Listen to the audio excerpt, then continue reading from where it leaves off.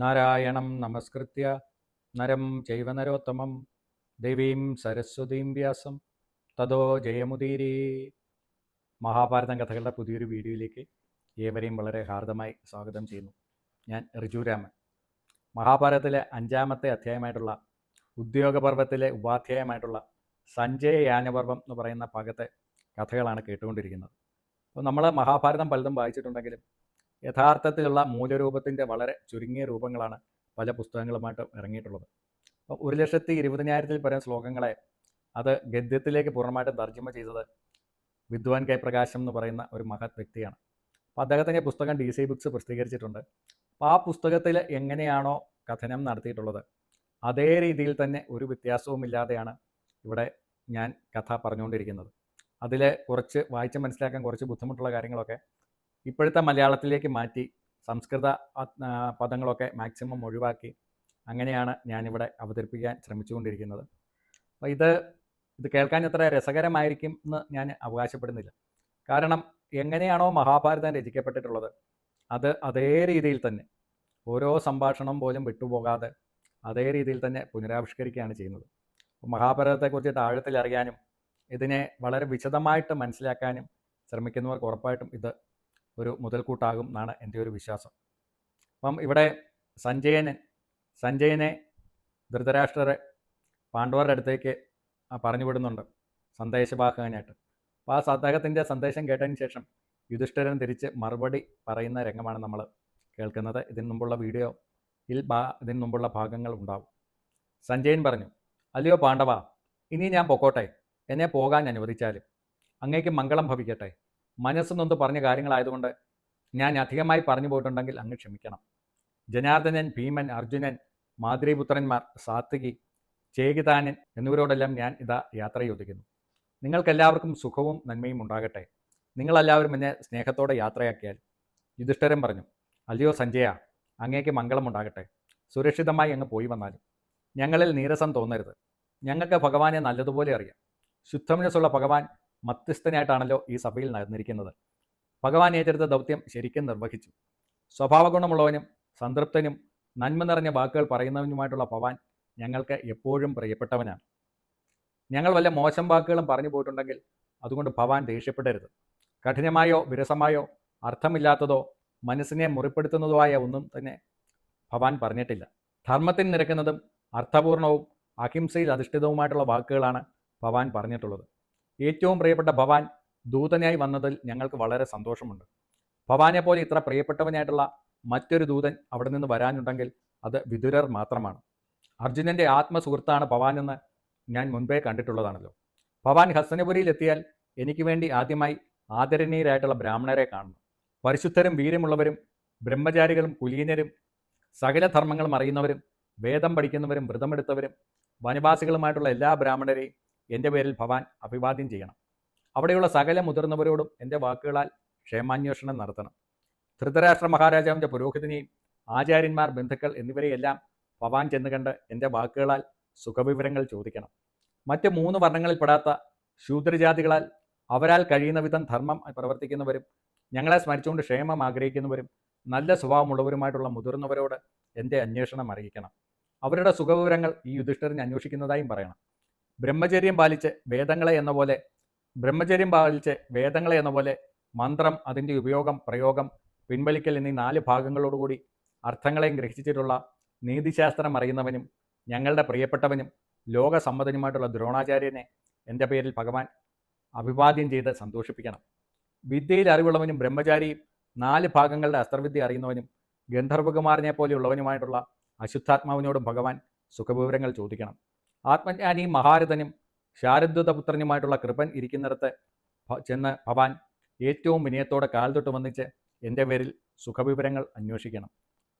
ശൗര്യം, കരുണ, തപസ്, അച്ചടക്കം, നല്ല സ്വഭാവം, സത്യം, ബുദ്ധി എന്നിവ തികഞ്ഞവനും കുരുവംശത്തിലെ ശ്രേഷ്ഠനുമായിട്ടുള്ള ഭീഷ്മരുടെ പാദങ്ങളിൽ കുമ്പിട്ട് ഭഗവാൻ എൻ്റെ അന്വേഷണം അറിയിക്കുക. കാഴ്ചശക്തിയില്ലാത്തവനും കൗരവരുടെ നേതാവും അറിവുള്ളവനും വയോധികനുമായിട്ടുള്ള മഹാരാജാവിനെ വണങ്ങി എൻ്റെ സുഖവിവരങ്ങൾ അറിയിക്കണം. ധൃതരാഷ്ട്രരുടെ മൂത്ത മകനും വിഡ്ഢിയും മൂർഖനും പാപസ്വഭാവമുള്ളവനാണെങ്കിലും ഈ ഭൂമി മുഴുവൻ ഭരിക്കുന്നവനാകയാൽ ആ സുയോധനോടും സുഖവിവരങ്ങൾ അന്വേഷിക്കുക. ദുര്യോധൻ്റെ ഇളയ സഹോദരനും ജ്യേഷ്ഠൻ്റെ സ്വഭാവം അതേപടിയുള്ളവനും വിഡ്ഢിയും കൗരവരിൽ അതിശൂരനും മഹാവില്ലാളിയായിട്ടുള്ള ദുശാസനോടും എൻ്റെ അന്വേഷണം അറിയിക്കുക. ഭാരതീയർക്ക് സമാധാനം ഉണ്ടാകണമെന്നല്ലാതെ മറ്റാഗ്രഹമൊന്നുമില്ലാതെ കഴിയുന്ന ബുദ്ധിമാനും നല്ല സ്വഭാവമുള്ളവനുമായിട്ടുള്ള ബാഹ്ളീക രാജാവിനെ ഭവാൻ എനിക്ക് വേണ്ടിയിട്ട് വന്ദിക്കണം. അനേകം നല്ല ഗുണങ്ങളുള്ള പണ്ഡിതനും ദേഷ്യത്തെ സ്നേഹത്താൽ സഹിക്കുന്നവനും ക്രൂരതയില്ലാത്തവനുമായിട്ടുള്ള സോമദത്തനും എനിക്ക് വന്ധ്യനാണ്. അദ്ദേഹത്തെയും ഭവാൻ വണങ്ങി എൻ്റെ സുഖവിവരങ്ങൾ പറയുക. ഉത്തമനായിട്ടുള്ള സൗമദത്തി എൻ്റെ സഹോദരനെ പോലെ സുഹൃത്താണ്. ആ മഹാരഥനോടും ഞാൻ സുഖവിവരങ്ങൾ ചോദിക്കണം. ആ മഹാരഥനോടും ഭവാൻ സുഖവിവരങ്ങൾ ചോദിക്കണം. പിന്നെ കുരുവംശത്തിലെ പ്രധാനികളായിട്ടുള്ള എൻ്റെ പുത്രപൗത്രന്മാരോടും എല്ലാ യുവാക്കളോടും ഭവാൻ ഉചിതമെന്ന് തോന്നുന്ന വിധത്തിൽ എൻ്റെ അന്വേഷണം അറിയിക്കുക. പാണ്ഡവരോട് യുദ്ധം ചെയ്യാനായി തെക്ക് നിന്നും വടക്ക് നിന്നും കിഴക്ക് നിന്നും പടിഞ്ഞാറ് നിന്നും പർവ്വത പ്രദേശങ്ങളിൽ നിന്നും വന്നുയർന്ന പല രാജാക്കന്മാരെയും ധൃതരാഷ്ട്രപുത്രർ വിളിച്ചു കൂട്ടിയിട്ടുണ്ടല്ലോ. വസാദിമാർ, ശാലക്യന്മാർ, കേകയന്മാർ, അവന്ത്യന്മാർ, ത്രികർത്തരന്മാർ എന്നിങ്ങനെ പല വീരന്മാരും അവരിലുണ്ട്. ശാന്ത സ്വഭാവക്കാരും നല്ല ഗുണങ്ങളുള്ളവരുമായിട്ടുള്ള രാജാക്കന്മാരോടെല്ലാം എൻ്റെ അന്വേഷണം പറയണം. അവിടെയുള്ള രഥികൾ, കുതിരപ്പടയാളികൾ, കാലാൾപ്പട, ആനപ്പടയാളികൾ മുതലായിട്ടുള്ള ആ വലിയ സൈന്യത്തോടും ഭവാൻ എൻ്റെ സുഖവിവരങ്ങൾ അറിയിച്ച് അവരുടെയെല്ലാം സുഖം ഞാൻ അന്വേഷിക്കുന്നതായി പറയണം. ധൃതരാഷ്ട്ര മഹാരാജാവിൻ്റെ മന്ത്രിമാർ, സേനാപതികൾ, കണക്കെഴുത്തുകാർ, ധനകാര്യം കൈകാര്യം ചെയ്യുന്നവർ എന്നിവരോടും എല്ലായ്പ്പോഴും യുദ്ധത്തെ വെറുക്കുന്നവനും എല്ലാ ധർമ്മങ്ങളും അറിയുന്നവനും കുരുവംശത്തിൽ ശ്രേഷ്ഠനും മഹാബുദ്ധിമാനുമായിട്ടുള്ള ആ വൈശ്യാപുത്രനോടും എൻ്റെ സുഖവിവരങ്ങൾ പറയണം. ചൂത് കളിച്ച് ധനം നേടിയെടുക്കുന്നതിൽ ഒന്നാമനും വഞ്ചന മറച്ചു വെക്കാൻ മിടുക്കനും യുദ്ധത്തിൽ തോൽപ്പിക്കാനാവാത്തവനുമായിട്ടുള്ള ചിത്രസേനേക്കാൾ യോഗ്യനും എതിരില്ലാത്ത ധനസമ്പാദകനുമായിട്ടുള്ള ചൂതാട്ടക്കാരനുമായിട്ടുള്ള ദുര്യോധനൻ്റെ അഭിമാനമായിട്ടുള്ള കപടബുദ്ധിയുള്ള ഗാന്ധാര രാജാവായിട്ടുള്ള ശകുനിയോടും എൻ്റെ സുഖവിവരങ്ങൾ അറിയിക്കുക. യുദ്ധം ആഗ്രഹിക്കാത്തവനും ധൃതരാഷ്ട്രരുടെ വൈശ്യാപുത്രനുമായിട്ടുള്ള യുയുത്സുവിനോടും എൻ്റെ അന്വേഷണം പറയണം. ജയിക്കാനാവാത്ത പാണ്ഡവരെ ഒറ്റയ്ക്ക് തോൽപ്പിക്കാൻ ഉത്സാഹിപ്പിച്ച് ധൃതരാഷ്ട്രപുത്രന്മാരെ പ്രലോഭിപ്പിക്കുന്ന സമാനതകളില്ലാത്ത വീരപരാക്രമിയായിട്ടുള്ള കർണനോടും ഭവാൻ എൻ്റെ സുഖവിവരങ്ങൾ പറയുക. ദൈവം, ഗുരു, ഭർത്താവ്, പിതാവ്, മാതാവ്, സുഹൃത്ത് എന്നീ നിലകളിലെല്ലാം വർത്തിക്കുന്ന ഞങ്ങളുടെ മന്ത്രിയും അഗാധമായ ബുദ്ധിയുള്ളവനും ദീർഘവീക്ഷിയുമായിട്ടുള്ള വിതുരരോട് ഞാൻ സുഖവിവരങ്ങൾ ചോദിച്ചതായി പറയണം. അവിടെയുള്ള സദ്ഗുണങ്ങളുള്ള മുതിർന്ന സ്ത്രീകളെല്ലാം ഞങ്ങളുടെ മാതാക്കളാണ്. അവരെ എല്ലാവരെയും വന്ദിച്ച് അവരുടെ പുത്രന്മാരും പൗത്രന്മാരും ശരിയായ ദിശയിൽ സ്നേഹത്തോടെ പെരുമാറുന്നില്ലേ എന്ന് ചോദിച്ച് മക്കളോടുകൂടി യുധിഷ്ഠിരൻ സുഖമായിട്ടിരിക്കുന്നു എന്ന് അറിയിക്കുക. ഞങ്ങളുടെ പുത്രന്മാരും പൗത്രന്മാരും ശരിയായ രീതിയിൽ സ്നേഹത്തോടെ പെരുമാറുന്നില്ലേ എന്ന് ചോദിച്ച് മക്കളോട് കൂടിയിട്ടുള്ള യുധിഷ്ഠിരൻ സുഖമായിട്ടിരിക്കുന്നു എന്ന് അറിയിക്കുക.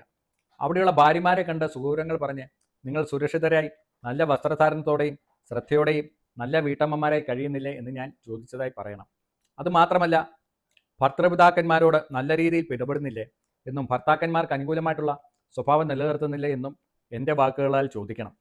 കുലീനരും ഗുണവതികളും മക്കളുള്ളവരുമായിട്ടുള്ള എല്ലാ മരുമക്കളോടും യുധിഷ്ഠിരൻ സന്തോഷത്തോടെ സുഖവിവരങ്ങൾ ചോദിക്കുന്നു എന്ന് പറയണം.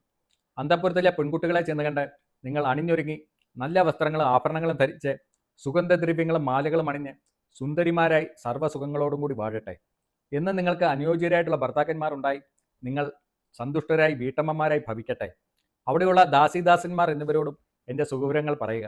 അവരുടെ ആരോഗ്യത്തെക്കുറിച്ച് ചോദിക്കുക. കൗരവരെ ആശ്രയിച്ച് കഴിയുന്ന അവരോട് മുൻപെന്ന പോലെ നിങ്ങൾ എപ്പോഴും സുഖമായി ജീവിക്കുന്നില്ലേ, വേണ്ടുന്ന ധനം ധൃതരാഷ്ട്രപുത്രർ തരുന്നില്ലേ എന്നും ഞാൻ ചോദിച്ചതായി ഭവാൻ പറയണം. ധൃതരാഷ്ട്രർ ഭരിക്കുന്ന നാട്ടിലെ അംഗപരിമിതർ, കുള്ളന്മാർ, കാഴ്ചശക്തി ഇല്ലാത്തവർ, വയോധികർ എന്നിവരോടും ഞാൻ നിങ്ങൾക്ക് എല്ലാവർക്കും സുഖം പ്രാർത്ഥിക്കുന്നു എന്ന് പറയുക.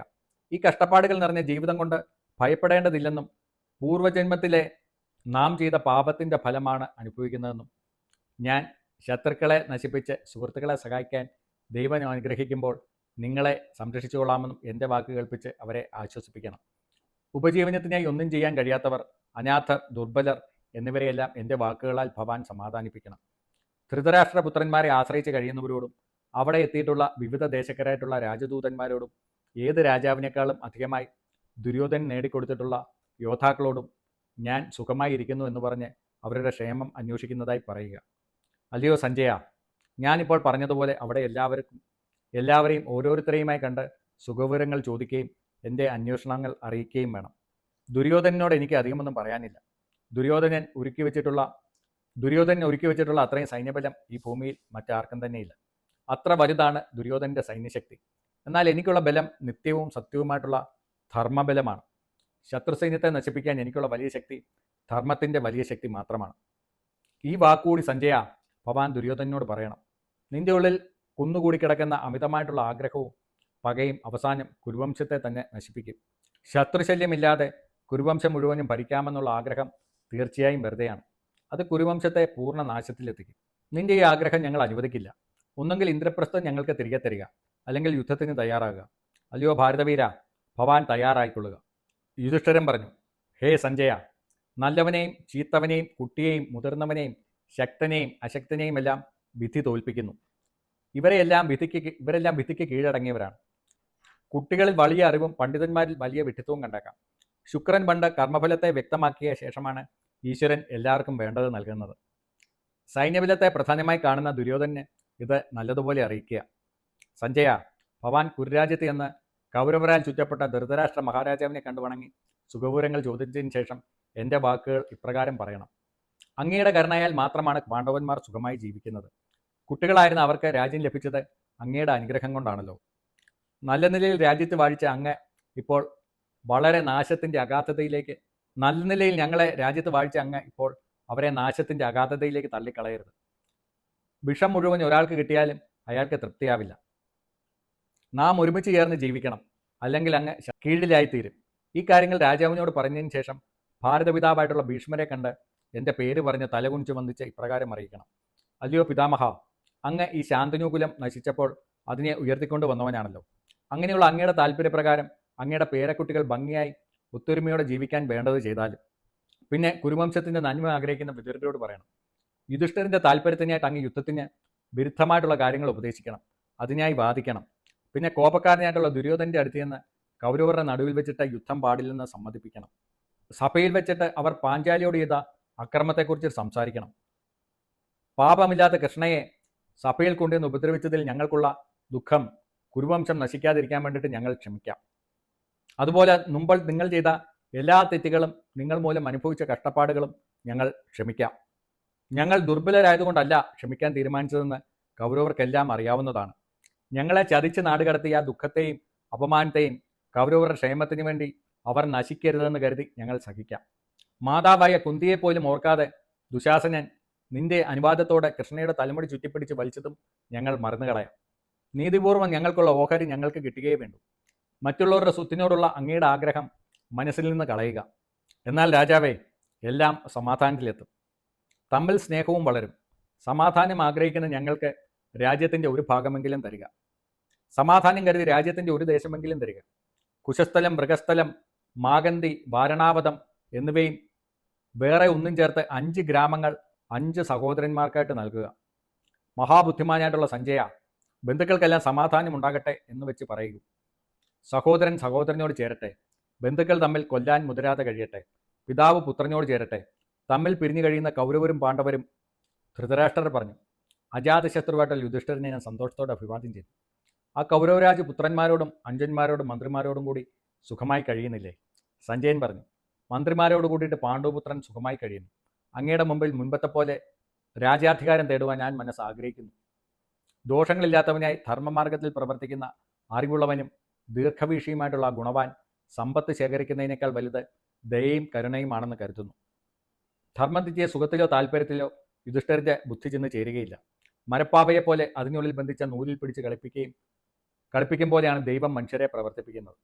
പാണ്ഡവരുടെ ഇന്നത്തെ നിലയും അങ്ങയുടെ ഈ കഠിനവും പാപഫലമുള്ളതും പറയാൻ കഴിയാത്തതുമായിട്ടുള്ള പ്രവൃത്തിയെ നോക്കിയപ്പോൾ മനുഷ്യപ്രയത്നത്തെക്കാൾ ദൈവമാണ് വലുതെന്ന് ഞാൻ അറിയുന്നു. കൊള്ളരുതാത്ത പഴകിയ വസ്ത്രത്തെ എന്ന പോലെ അജാതശത്രു പാപത്തെ നീക്കിയിരിക്കുന്നു. അങ്ങയെക്കുറിച്ചിട്ട് മോശം ചിന്തകളൊന്നുമില്ലാതെ ആ വീരനായിട്ടുള്ള യുധിഷ്ഠിരൻ മാന്യനായി ശോഭിക്കുന്നു. എന്നാൽ അങ്ങ് കഷ്ടം. ധർമ്മത്തിനോ നീതിക്കോ യോജിക്കാത്ത പ്രവൃത്തിയല്ലേ ചെയ്തു വരുന്നത്? ഇതിനാൽ ഈ ലോകത്തിൽ നിന്ദയ്ക്കും പരലോകത്തിൽ നരകത്തിനും അങ്ങ് അർഹനാകുന്നു. കിട്ടുമോ കിട്ടില്ലയോ എന്ന് ഉറപ്പില്ലാത്ത സമ്പത്തിനായി അങ്ങ് മകന് വശപ്പെട്ട് പാണ്ഡവരെ അകറ്റുകയാണല്ലോ ചെയ്യുന്നത്.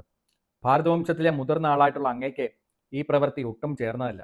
ഈ അധർമ്മ പ്രവൃത്തി മൂലം അങ്ങയ്ക്ക് ലോകം മുഴുവനും ചീത്തപ്പേരുണ്ടാകാൻ പോവുകയാണ്. വിവേകമില്ലാത്തവനായി, ചീത്തകുലത്തിൽ ജനിച്ചവനായി, ദയയില്ലാത്തവനായി, ശത്രുത വെച്ചു പുലർത്തുന്നവനായി, യുദ്ധവിദ്യയിൽ അറിവില്ലാത്തവനായുള്ള ദുഷ്ടൻ ഇത്തരം ദുർഗണങ്ങൾ മൂലം ആപത്തിൽ ചെന്ന് ചാടാതിരിക്കില്ല. നല്ല കുലത്തിൽ ജനിച്ചവനും ബലവാനും പ്രശസ്തനും അറിവുള്ളവനും സുഖമായി ജീവിക്കുന്നവനുമായിട്ടുള്ള ധർമ്മനിഷ്ഠയുള്ള ഒരാൾ എപ്പോഴും കലർന്നു കിടക്കുന്ന ധർമ്മത്തിലും സമ്പത്തിലും വകതിരിവോടെ പ്രവർത്തിച്ച് ഏത് കാര്യാലോചനയിലും വീഴ്ച പറ്റാത്ത ഉത്തമനായിട്ടുള്ള മന്ത്രജ്ഞനും ആപത്തുകാലത്തും ധർമ്മമാർഗത്തിൽ എങ്ങനെ പ്രവർത്തിക്കണമെന്ന് അറിവുള്ള ബുദ്ധിമാനും ആയ മനുഷ്യൻ ക്രൂരകർമ്മങ്ങളിൽ ഏർപ്പെടുമോ? എന്നാൽ എപ്പോഴും കർമ്മത്തിന് പ്രേരിപ്പിക്കുന്നവരായി അങ്ങയെ ചുറ്റിപ്പറ്റിയിരിക്കുന്ന ഈ ഉപദേശികൾ കാരണം നിഗ്രഹബുദ്ധിയോടെയുള്ള അവർക്കുള്ള ബലവത്തായിട്ടുള്ള നിശ്ചയം കൊണ്ട് കൗരവനാശത്തിലാണ് മനസ്സ് വെച്ച് പ്രവർത്തിച്ചുകൊണ്ടിരിക്കുന്നത്. കൗരവന്മാരുടെ നാശം അപ്രതീക്ഷിതമായി ഒന്നായി വരുന്നതല്ല. അങ്ങയുടെ പാപകർമ്മം കൊണ്ട് വംശം നശിക്കാനുള്ള പാപത്തിൽ ഏർപ്പെടുകയാണ്. ആ പാപം മൂലമുണ്ടാകുന്ന ആക്ഷേപത്തിനും നിന്ദയ്ക്കും അജാതിശത്രുവായിട്ടുള്ള യുധിഷ്ഠിരൻ അങ്ങയിലാണ് കാരണം കാണുന്നത്. ദൈവത്തിന് അധീനമല്ലാതെ യാതൊരു കാരണവുമില്ലെന്നും മനുഷ്യപ്രയത്നം നിശ്ചയമായും വെറുതെയാണെന്നും ഭവാൻ ഓർക്കണം. അർജുനൻ ജീവനോടെ സ്വർഗത്തിലേക്ക് കയറി സർവജന സമ്മതനായി തീർന്നത് ദൈവത്തിൻ്റെ അനുഗ്രഹത്താലല്ലേ? അങ്ങയിൽ കാണുന്ന ഈ ഗുണങ്ങളൊന്നും നിലനിൽക്കുന്നവയല്ല. ഇവിടെയുള്ള സകല അവസ്ഥകളും നേട്ടങ്ങളും അസ്ഥിരമാണ്. മഹാശക്തനായിട്ടുള്ള രാജാവിനും പോലും തൻ്റെ മുൻപത്തെ കർമ്മങ്ങൾ കാരണം ചിന്തിച്ചൊരു അവസരം കാണുവാൻ കഴിയാതിരിക്കെ ദൈവമല്ലാതെ വേറൊരു കാരണമില്ലെന്ന് അറിയേണ്ടതാണ്. കണ്ണ്, ചെവി, മൂക്ക്, തൊലി, നാവ് എന്നിവയാണല്ലോ ജീവികൾക്കുള്ള അറിവിൻ്റെ മാർഗങ്ങൾ. ഇവയെ ഭൗതിക സുഖങ്ങൾ കൊണ്ട് ഒരിക്കലും തൃപ്തിപ്പെടുത്താൻ കഴിയുന്നില്ല. അവയെ പ്രവർത്തിച്ചു കൊണ്ടിരിക്കുന്ന കാലത്തോളം ദുഃഖമാണ് ഫലം. ആഗ്രഹങ്ങളെ ജയിച്ചാതല്ലാതെ അവയ്ക്ക് സംതൃപ്തി ലഭിക്കുകയില്ല. ദുഃഖം ഒഴിവാക്കണമെന്ന് ആഗ്രഹിക്കുന്നവർ ലാഭനഷ്ടങ്ങളിൽ വ്യത്യാസമില്ലാതെ ഇന്ദ്രിയങ്ങളെ നിയന്ത്രിക്കേണ്ടതാണ്. ഇന്ദ്രിയങ്ങളുടെ പിന്നാലെ പോകുന്ന മനുഷ്യപ്രയത്നത്താൽ ഒരിക്കലും സംതൃപ്തിയും സുഖവും ലഭിക്കുകയില്ല. അതുകൊണ്ട് ഭവാൻ ദൈവത്തെ ഓർത്ത് ഈ രാജ്യാഗ്രഹത്തെ അകറ്റണം. വേണ്ട പോലെ നന്നായി പരിഭ്രമിച്ചാലും മനുഷ്യൻ്റെ കർമ്മം എപ്പോഴും ഫലവത്തായി തീരാറില്ല. ജനനത്തിലോ വളർച്ചയിലോ മനുഷ്യപ്രയത്നത്തിന് എന്ത് പ്രസക്തിയാണുള്ളത്? മാതാപിതാക്കളുടെ കർമ്മം കൊണ്ടാണ് ജനിക്കുന്നത്. അവരിൽ നിന്ന് യഥാസമയം കിട്ടുന്ന ഭക്ഷണത്താൽ വളരുന്നു. പിന്നെ അവൻ സുഖദുഃഖങ്ങളും ഇഷ്ടാനിഷ്ടങ്ങളും നിന്ദയും പ്രശംസയും ഒക്കെ അനുഭവിക്കുന്നു. തെറ്റ് കണ്ടാൽ നിന്ദിക്കുകയും നല്ല സ്വഭാവം കണ്ടാൽ പ്രശംസിക്കുകയും ചെയ്യും. ഈ സാഹചര്യത്തിൽ എനിക്ക് അങ്ങയെ നിന്ദിക്കാതിരിക്കാൻ കഴിയില്ല. ദൈവത്തെ തള്ളിക്കളയുകയും സ്വന്തം കരുത്തിനെ മാത്രം മുൻനിർത്തുകയും ചെയ്യുന്ന അങ്ങ് ഭാരതീയർക്കിടയിൽ ശത്രുത വളർത്തുന്നതുകൊണ്ട് ഇതാ പ്രജകളൊക്കെ നശിച്ചു പോകാൻ പോകുന്നു. ഉണക്കമരത്തിന് തീ പിടിക്കുന്നത് പോലെ കൗരവവംശം അങ്ങയുടെ പാപം മൂലം നശിക്കാൻ പോകുന്നു. ലോകത്തിൽ ഇത്രയേറെ മക്കൾക്ക് വശപ്പെട്ട ഒരാളെ കാണുകയില്ല. ദുരാഗ്രഹം കൊണ്ട് ചൂതുകളി നടത്തി അതിൽ ആഗ്രഹം സാധിച്ചിട്ടും അങ്ങ് സമാധാനം കണ്ടെത്തിയോ? ഇനി അതിൻ്റെയൊക്കെ ഫലം എന്താണെന്ന് ഭവാൻ കാണാൻ പോവുകയാണ്. സ്വന്തക്കാരെ ഉപദ്രവിക്കുകയും അല്ലാത്തവരെ സഹായിക്കുകയും ചെയ്താൽ ആ വഴിയിൽ ദൗർബല്യം ബാധിച്ച് ഐശ്വര്യപൂർണ്ണമായിട്ടുള്ള ഈ ഭൂമിയെ രക്ഷിക്കാൻ ഭവാൻ അശക്തനായി തീരുമല്ലോ. ഇപ്പോൾ ഇതിലധികം പറയുവാൻ ഞാൻ അശക്തനാണ്. സിംഹത്തെ പോലെയുള്ള രാജാവേ, തേരിലിരുന്ന് അലിഞ്ഞേറിയുന്ന ഞാൻ തളർന്നിരിക്കുകയാണ്. അല്പം ഒന്ന് കിടന്ന് വിശ്രമിക്കാൻ എനിക്ക് അനുവാദം തന്നാലും നാളെ രാവിലെ കൗരവസഭയിൽ വെച്ചിട്ട് അജാതശത്രു അഥവാ യുധിഷ്ഠിരൻ പറഞ്ഞ വാക്കുകൾ എല്ലാവർക്കും കേൾക്കാം. ധൃതരാഷ്ട്രർ പറഞ്ഞു, എന്നാൽ ഞാൻ ഭവാൻ അനുവാദം നൽകുന്നു. ഭവാൻ സുഖമായി വിശ്രമിച്ചാലും യുധിഷ്ഠിരൻ്റെ വാക്കുകൾ നാളെ രാവിലെ കൗരവസഭയിൽ വെച്ചിട്ട് കേൾക്കാമെന്നല്ലേ പറഞ്ഞത്. ഇതോടുകൂടിയിട്ട് നമ്മളുടെ സഞ്ജയ യാനപർവം എന്ന് പറയുന്ന ഉപപർവം ഇവിടെ അവസാനിക്കുകയാണ്. അപ്പോൾ ഇത് ഇനിയുള്ള കുറച്ച് അധ്യായങ്ങളൊക്കെ കുറേ ഉപദേശങ്ങളും സംഭാഷണങ്ങളും മാത്രം നിറഞ്ഞതാണ്. അപ്പോൾ ഇപ്പോൾ എന്നോട് ക്ഷമയോട് കൂടിയിട്ട് കേട്ടുകൊണ്ടിരിക്കുന്ന എല്ലാ സജ്ജനങ്ങൾക്കും എൻ്റെ ഹൃദയത്തിൽ നിന്നുള്ള നന്ദി അറിയിക്കുന്നു. പുതിയൊരു വീഡിയോയുമായിട്ട് നമുക്ക് വീണ്ടും കാണാം. എല്ലാവർക്കും നമസ്കാരം.